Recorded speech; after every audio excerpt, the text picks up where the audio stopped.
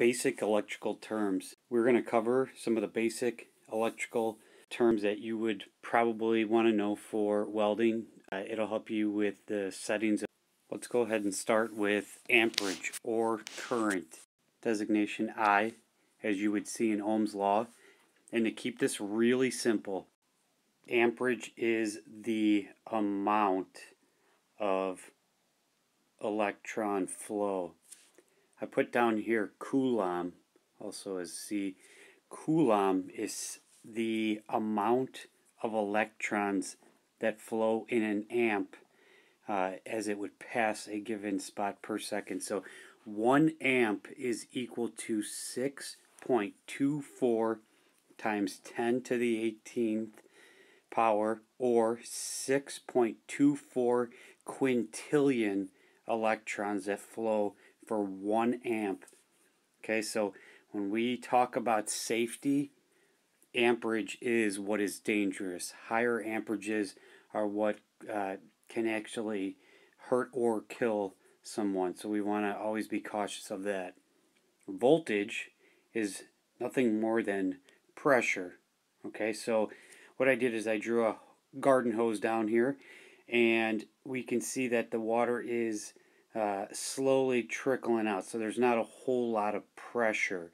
Okay, where maybe we had more pressure behind that water and it actually shot out like a jet. Okay, so that is pressure. Another way to explain voltage is that, let's say we're going to send electricity from this light pole to number 2 to number 3. Okay, so if we wanted to go and send the electrons from 1 to 2, we need less pressure or voltage than we would to get those same electrons from 1 to 3. Okay, we use voltage. It's very important in gas metal arc welding and flux core arc welding. We constantly adjust to get the proper voltage for those processes where it's actually taking place in your constant current processes such as stick and TIG. We don't really adjust it at all. It's changing on its own. Okay, so that is pressure. Wattage, not the most important for us. It's not a setting on your machine, but we do get charged from the electric company for the amount of watts that we use. And really all it is equal to is amperage times volts, and that gives us power. So how much amperage or electron flow are we using times the pressure, and that gives us power. Okay, so overall power, that is wattage. Ohms, that's resistance. Okay, so got a couple drawings down here. Let's say that we have 1, 2, 3 wires, and they are varying diameter. So that's our diameter symbol. So we got a really thin wire, a little bit thicker, and a really thick wire there. So if we're going to send a certain amount of amperage, let's just say 10 amps, through all 3 of these wires, which one is going to cause the most resistance? It's going to be number 1. It's small, so there's not enough space, if you want to call it that, for the electrons to easily flow, whereas this larger one, we have no problem with the flow of electricity. Also, it depends on the material. We obviously have conductors, semiconductors, and insulators, and different metals will actually exhibit different conductivities. Another thing worth mentioning is going back to this example. Let's say we're sending power from 1 to 3. Well, there's going to be a lot more resistance because we have more length than we would for 1 to 2. So the electrons don't have to flow as far, so there's obviously less resistance.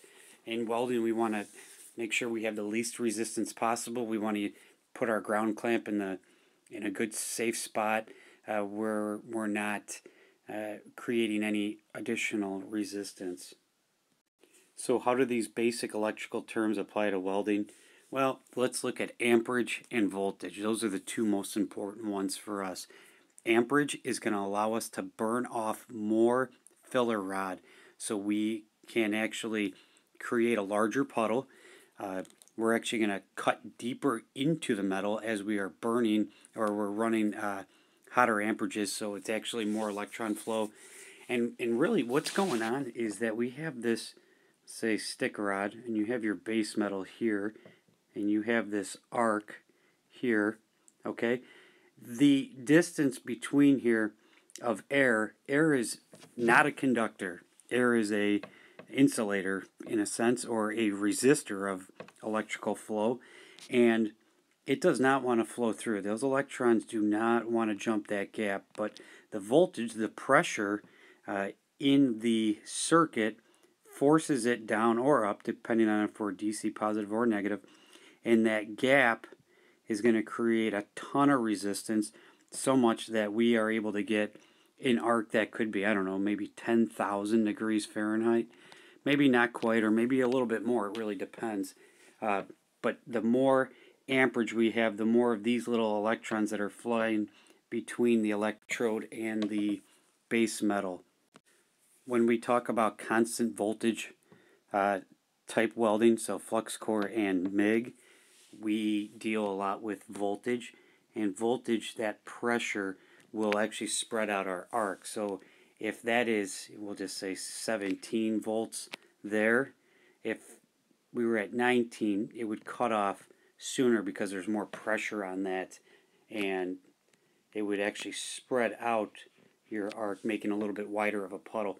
There could be some negatives to that. It can create more spatter and whatnot, but you know, locking in at a good number, trying different numbers, looking at setting calculators that they have out there that you can put on your phone, any of those are helpful to go ahead and dial in where you need to be. The other thing we deal with in MIG welding is the wire feed speed. So wire feed speed, which is measured in IPM, inches per minute. So we have so many inches of wire feeding out the gun per minute.